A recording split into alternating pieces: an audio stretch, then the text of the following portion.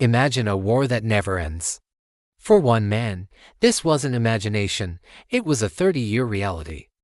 This is the story of Hiroo Onoda, the last Japanese soldier of World War II who refused to believe the war was over and continued to fight a lonely battle deep in the Philippine jungle long after the world had moved on.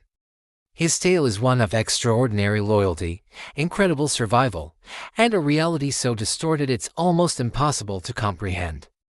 How did he survive? Why didn't he surrender?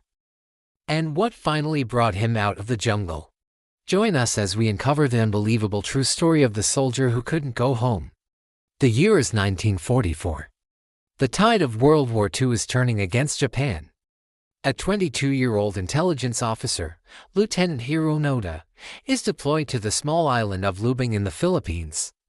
His orders are clear and absolute: hold the island at all costs, use guerrilla tactics to disrupt the enemy, and never, under any circumstances, surrender. He is told, "We will be back for you.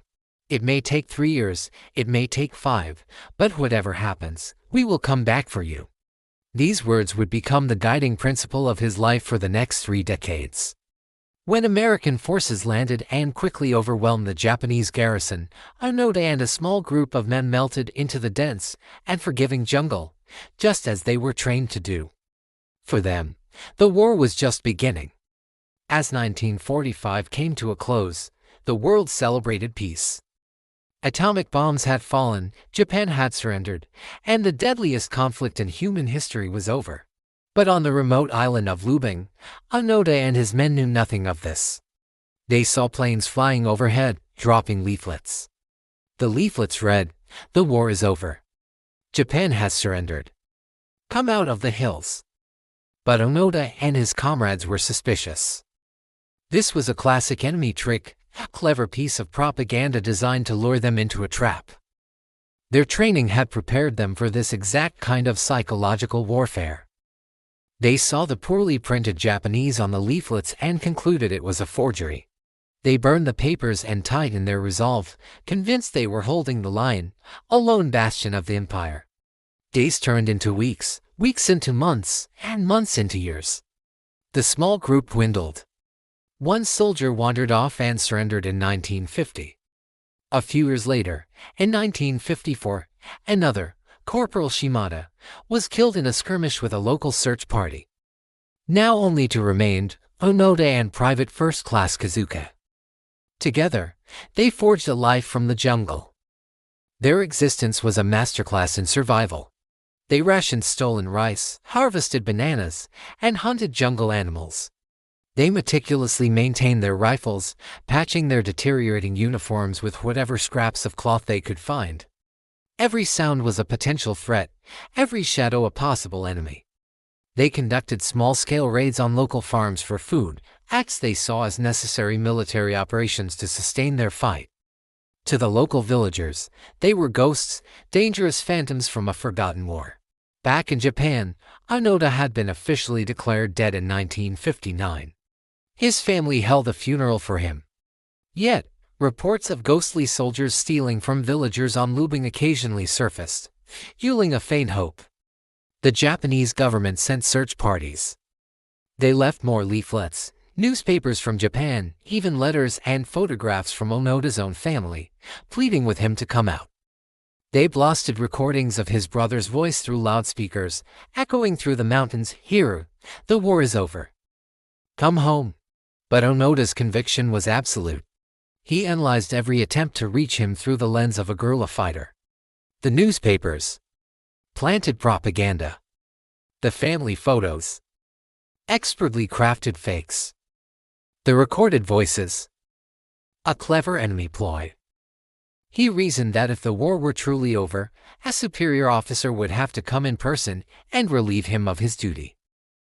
That was military protocol. Anything less was a trap. In 1972, 27 years after the war's end, tragedy struck again. Onoda and Kazuka were burning rice husks as part of a routine operation when they were discovered by a Filipino patrol. A firefight erupted. Kazuka, Onoda's only companion for nearly 2 decades, was shot and killed. For the first time in 27 years, Hiroo Onoda was completely alone. The death of his comrade was a devastating blow, but it didn't break his spirit. Instead, it hardened his resolve. He believed Kazuka had died a hero's death in service to the emperor. Now, he was the sole guardian of Lubang Island, the last soldier fighting for Japan. He vowed to continue the mission, alone, until his commanders returned for him, just as they had promised. He became even more cautious, a true phantom of the jungle. The news of Kazuka's death, and the recovery of his body, sent shockwaves through Japan. It was definitive proof Onoda was still alive. The story captivated the nation. A young adventurer and college dropout named Norio Suzuki was particularly fascinated. He told his friends his life's goal was to find Lieutenant Onoda, a panda, and the abominable snowman, in that order. In 1974, Suzuki traveled to Lubang, ditching the official search parties and venturing into the jungle alone. Against all odds, he found him. Suzuki pitched his tent and waited. One day, the 51-year-old soldier, clad in a patched uniform, emerged from the wilderness, his rifle still ready. Suzuki wasn't a soldier, he was a civilian, tourist. He greeted Onoda casually. "Onoda-san, the emperor and the people of Japan are worried about you." An incredible conversation took place between the grizzled soldier from the 1940s and the free-spirited traveler from the 1970s. Onoda, wary at first, slowly began to listen as Suzuki told him about the new Japan, the economic miracle, the bullet trains, the televisions, the peaceful nation it had become. It was a world Onoda couldn't even imagine. He listened, but his conditioning was too deep. He told Suzuki he would not surrender or be captured. He would only give up his post if he were officially relieved of duty by his commanding officer. This was the key. Suzuki promised to return to Japan and find him. True to his word, Suzuki located Onoda's former commander, Major Yoshimi Taniguchi, who was now a humble bookseller. In March 1974, the old, retired Major Taniguchi flew to Lubang. He wore his old uniform and traveled to a prearranged meeting spot. There, dressed in his tattered but clean uniform, stood Lieutenant Hiroo Onoda. He snapped to attention and saluted. Major Taniguchi formally read out the orders from Imperial General Headquarters, proclaiming the cessation of all combat activity. He officially relieved Lieutenant Onoda of his duties. With tears in his eyes, Hiroo Onoda finally, formally, surrendered. His 30-year war was over. He turned over his service rifle, still in perfect working order, along with his sword, ammunition, and grenades. His fight was done. Onoda's return to Japan was a media frenzy. He stepped into a country he no longer recognized.